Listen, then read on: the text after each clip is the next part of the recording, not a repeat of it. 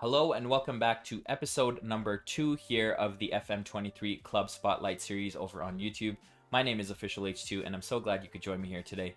First of all, thank you for the support on episode number 1 of this series. If you guys did miss that, the link is right here for you to check out. Again, thank you so much for the phenomenal support. It means a lot. With that being said, let's take a look at what we're going to discuss in this episode. So this is a series here where we take a look at football clubs around the world. We spend one episode looking at one club, getting to know them a little bit away from Football Manager, the game, getting to know a bit of their history and some real life facts and such. And then we take a look at them on the game Football Manager 23. Of course, the beta has been released and we're all itching to get started with our long-term saves once the full game releases on November the 8th. So until then, I thought I would spotlight one club per episode, get to know them a little bit, and then see what we can do with them on Football Manager and give you guys some potential save ideas. If this sounds like something you'd like to enjoy more of in the future, please do consider hitting the subscribe button and turning on notifications so that you don't miss any future uploads. And again, if you could consider giving this video a like, that would mean the world to me. Without further ado, let's introduce today's football club that we're going to be taking a look at, and that is IFK Mariehamn. So who are IFK Mariehamn? Well, they are a Finnish football team who are currently playing in the top flight and have been doing so for quite a few years in their recent past. But if you trace back to their history, they were formed in 1909 as a sports club, but they didn't have a dedicated footballing department until around the 1930s. So since they were formed up until about the 1930s, they used to just participate in local tournaments against other Swedish and Finnish footballing teams, but they didn't have a dedicated football department. Once their football department was formed in the 30s, that's when it really started to pick up for the club, and IFK Mariehamn joined the Finnish footballing leagues as a proper football club around the 1940s. I think it was 1945 to be exact. So if we take a look at IFK Mariehamn's Wikipedia page, you will see here they are an Icelandic football club, more to come on that, who are based in Mariehamn, which is the capital of the Åland Islands. Again, more to come on that. They currently play in the Finnish Premier Division, and as you can see here, this is their badge. It has been recently redone, which is a very nice, clean badge, and they have the nicknames Gronvit, which means green and white. Of course, those are their team colors, as you see here, and Sarlsajat, which I hope I'm saying that right, but it is a very cool nickname, which literally translates to the Islanders. So again, I've mentioned that they operate in the Åland Islands, and that is one of the reasons I picked this club to showcase, because that's what makes them so unique. So you may have just heard me say that until about 1945, before they joined the Finnish footballing leagues, this club used to play against Swedish and Finnish opposition. And you may be wondering, how can they play against Swedish opposition? That's what makes this club so unique. If we switch over to Google Maps, here is, of course, Finland and here is Sweden. They are neighboring countries. However, what is so unique about IFK Mariehamn is you gotta find where they are, and that is requiring us to scroll a little bit.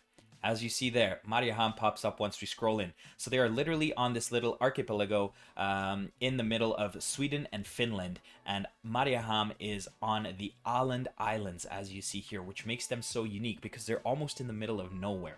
So IFK Mariehamn is located in the city of Mariehamn, which is the capital city of the Åland Islands. What are the Åland Islands, you may ask? Well, they're an autonomous territory under Finnish sovereignty. However, they have a very heavy Swedish influence. And back in history, the Åland Islands actually wanted to form as part of Sweden. However, they decided not to for various reasons. But to this day, around 80+% of the population of the Åland Islands speak Swedish as their main language, and they are unilingually Swedish on this island. So it's a very interesting kind of an area of Finland, because it's in between Sweden and Finland, heavy Swedish influences, but very much a Finnish territory.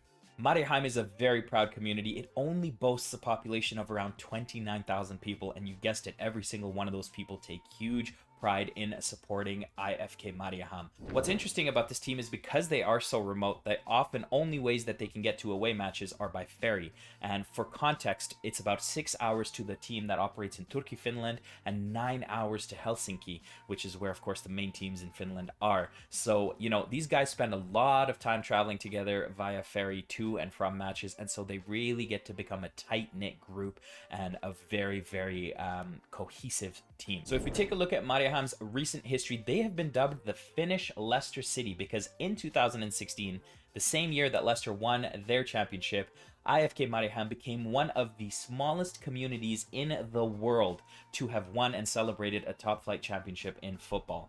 As you can see here, this is them celebrating. More than 4,300 fans showed up on the final match day, which far exceeds their stadium, which holds around 1,500 fans, just to watch their side beat another Finnish top flight side, Ilves, in the final match day to win.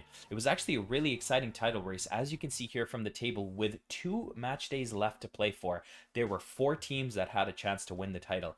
So first to fourth was only separated by 3 points, and on the final match day, it was a juicy one. Mariehamn played Ilves on the final match day, and Helsinki played third place Seinäjoki.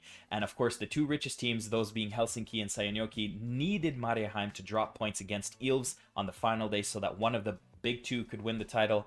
Yet Mariehamn did the unthinkable and beat Ilves with a 2-1 scoreline. Here is the goal that won it. Diego Assis, a Brazilian striker, came on and scored the winning goal with 15 minutes left in the game.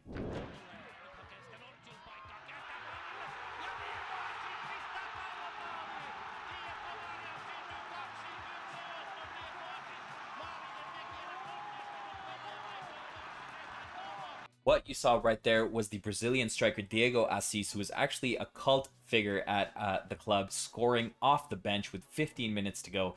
That goal right there is what won them the title against Ilves on the final match day. Another neat fact was this was the first season after their legendary coach Pekka Liski had left. So Pekka Liski was someone who built this club from the ground up.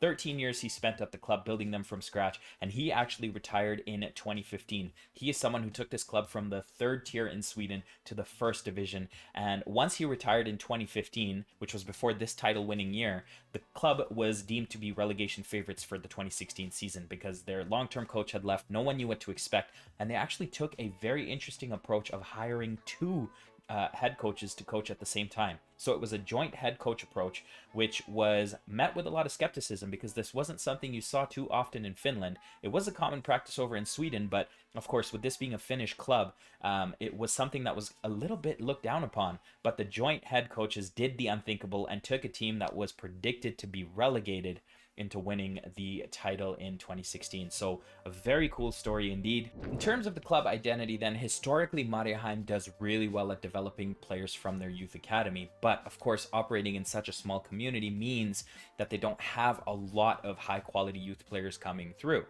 That means they have to rely on bringing outsiders, if you will, into the club. And they've actually had some very interesting people come through the club in the past. There's actually been an Englishman named Glenn Wilkie who played for IFK Mariehamn in the 90s after he was released from Leyton Orient. The idea here is a lot of players who join Mariehamn are players who have failed to make it elsewhere. They failed to make it in the mainland of Finland or in other European countries or even abroad. And so they come to this island in the middle of nowhere, so to speak, to be able to kind of rejuvenate their careers, reinvigorate themselves, and move on to bigger and better things. Some examples of this are Costa Rican and American midfielder Brian Spann, who was seen as one of the leaders during Mariehamn's title-winning campaign in 2016. He never quite made it with FC Dallas and Orlando City, so he came over to Mariehamn and was seen as a true leader of the club. Or in that same title-winning season, their top scorer was a Jamaican striker named Dever Orgil, and he came through the Vancouver Whitecaps Academy. Of course, that is a team that operates in my country of Canada, and so he didn't quite make it in Canada. Went over to Ireland in 2013 and actually ended their title-winning campaign as their leading goal scorer, scoring 13 goals, which was almost 1/3 of the team's entire output. So seeing how Mariehamn have recruited in the past, if you were to manage this team on Football Manager, you would look to bring in players from all over, whether that be mainland Finland or players that just have failed to have their careers get off to a good start elsewhere in the world. Maybe they can come to the Islands and show the world who they are by taking IFK Mariehamn back to glory. Let me now show you what the team looks like on Football Manager and give you some ideas of what you can do if you did want to start a save with them. So here we are on the Football Manager 23 beta, and if you'd like to take charge of this club, all you need to do is head over to Europe, Finland, and then right there in the top flight, you will see IFK Mariehamn. Let's load it up and I will see you guys on the other side. Here we are then being welcomed into IFK Mariehamn, and of course you can see right away the green and white colors that we mentioned earlier, which they do get their nickname from. Founded again in 1919 like we talked about. Media prediction is 11th. We'll touch on this a little bit later. Even though they did win that title only 6 years ago, they're not seen as one of the favorites in the league. So first things first, let's take a look at the club info. So, of course, they are in the Finnish Premier League. Green and white are their two colors. The capacity here is stated as 1,800 with average stadium conditions. It is an older stadium, though, so that is something to keep in mind. As you can see here, the coach that I mentioned earlier, Pekka Liski, is one of the club legends as a player and a manager, so a very important part of the club's history. You will notice there are no derbies or no fierce rivals, but maybe some rivals will come to fruition as you manage them and hopefully establish them as the team to beat in Finland. Taking a look at the Finnish league, then the structure is fairly standard. You have a championship group and a relegation group. So 1st through 6th play in the championship group after the split, and then 7th to 12th play in the relegation group after the split. 12th is automatically relegated, actually, so it's 7th through 11th that play in the playoffs for the relegation group. 27 matches during the regular season before it splits off into the championship and relegation groups. When we take a look at the board's vision, then work within the wage budget. Again, a standard thing from most boards. Grow the club's reputation, though, is a preferred objective. Maximum 1-year contracts for players over the age of 32 and maximum 2-year contracts for players over the age of 30. Maybe lean a little bit towards younger players that you can kind of bring through the team. They just want us to record a top half finish and reach the latter stages of the Finnish Cup. But if you look down towards the 5-year vision here, it's just basically becoming the best of the rest in Finland. Of course, we'd like to be a little more ambitious than that and be the best in Finland. Supporter-wise, they just want us to make ourselves an established first division team, which doesn't seem too difficult to do. The first thing you'll notice when you inherit the squad, if you did want to do a save with them, is that all but 2 players are going to be on expiring contracts after the first season. So you'll have a lot of decisions to make as to who you want to bring back and who you want to let go. Taking a look at our squad, then, it is clear to see that our 2 best players are Albin Granlund and Day. You'll also notice an interesting array of nationalities. Me, as a Canadian, I was very surprised to see that their starting goalkeeper, actually, Jan Fillon, is from Canada. They have French, Ghanaian, Brazilian, English, Ivorian, Cameroonian, South African, and Nigerian players, as well as Brazilian. I'm not sure if I said that, but a very wide array of nationalities coming through this club. But our top 2 players are Albin Granlund, who is a wingback. Probably you'd want to use him on the right as he is right-footed, but physicals are nice. He's 32 though, so we don't have him for too many more years in peak condition, but he is one of our most important players. And Day is a Brazilian attacking player, could be used as an advanced forward. He's not the quickest, but that's probably where he slots in, if not on the left as maybe an inverted winger. But those are our 2 main players, and let's see what there is in the youth section here. So we do have 3 players that are coming up through the development center. Thomas Makinen is a midfielder. He's 24. Physically leaves a little bit to be desired with his acceleration and such, but he is okay as a central midfielder. Could be versatile for you. Mark Nordqvist is a 24-year-old goalkeeper down there in the dev center. 6'3". Could do a job, but we have better options right now. And then Joel Karlström is one for the future, possibly a 20-year-old Finnish midfielder who physically looks okay so far, but technically and mentally is lacking. So those are 3 players that you could probably bring up to the squad at some point. Before we head into what tactic I recommend you run with the squad, let's take a look at our supporter profile. So we have 36% of fans that are core fans, 14% are the hardcore fans, and then it's fairly even between family, fair weather, and casual fans. Again, the fans, the supporters, they just want us to be an established first division team. Obviously, we want to be a little more ambitious than that if we are managing this team. You will notice, though, that the supporters' influence on the board is moderate. So maybe you want to stay on their good side. Again, not too many hardcore fans, but again, that moderate influence may be something to watch out for. With that being said, let's take a look at what tactic I think you could run with this team. This then is the formation that I think suits the team that you'll have at your disposal. If you do decide to do the save, let me know what formation you chose to use. But I think this 5-3-2 makes the most sense. Granlund, like I highlighted earlier, is one of your better wingbacks. He is 32, but he can still do a job, so we'll play him on the right side as an inverted wingback. Sumusalo will be on the left. This is an area I want to touch on. Wingback is probably where you'll want to recruit. Your starting wingbacks are 32 and 31 respectively, and beyond them you don't have much depth. Maybe Iri Nisanen can do a job, but you would probably need 1 if not 2 wingbacks to bring in. Your 3 center backs then are Lati, Raitinen, and Mensah. Mensa and Lati have 9 and 10 acceleration respectively, I believe, but they can jump. So that's the nice thing. They are tall, 6'1", 14 jumping on him. Mensa has 16 jumping, 6'3", and then Raitinen is a little pacier. When I say a little, I mean he has 12 acceleration, 13 jumping. Good height though at the back, and Raitinen is only 20 years old. So, but keep in mind he is on loan from Helsinki, so that is something to watch out for. But I feel like we have the players to play a back three. In the midfield, then, we have Alvaro Nagamba, who is on loan as well from Kolos as the CM attack. I would like his long shots to be a little higher and his finishing, but, you know, he'll probably do a job for us there. Abu Bakari will be the DLP on defend. 13 passing, 13 vision should get the job done. Can't really run, though, so we'll just put him on the defensive duty and hope that he doesn't stray too far from that. 35 years old, something to watch out for.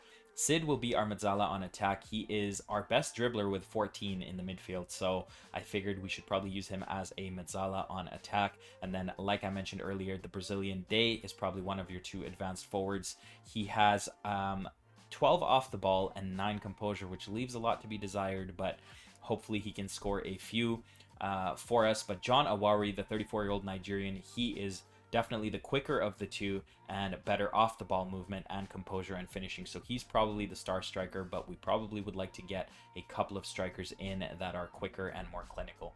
In terms of team instructions, I would suggest starting on positive, playing a slightly more direct style. That has been the way they won the 2016 league title. They didn't really have much possession, but they found a way to break you apart with counterattacks, just like Leicester did in 2016 for the most part.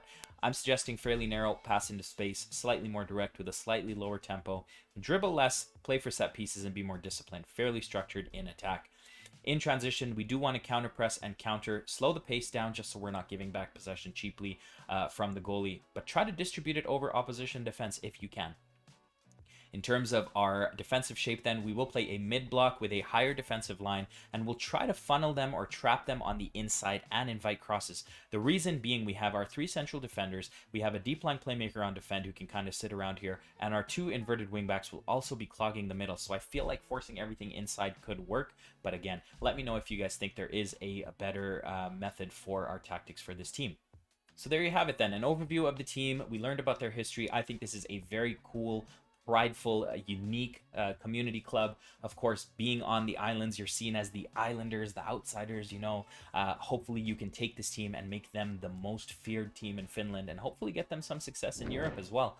Let me know if you do plan to do the save, and if you do, I'd love to hear about your journey. Feel free to join the Discord, which is down in the link below, or you can follow me on Twitter and send me DMs as well, or even write it down here in the YouTube comments. Let me know if this is a team that does interest you for FM23. I do stream over on Twitch as well daily. That link is down below. I cannot wait for more FM23 content that I can bring to you guys on Twitch and on YouTube. So I hope you follow along for the journey. And if you've made it this far, thank you for the support again. I very much appreciate it. And I will see you guys next time with another video. Until then, bye-bye.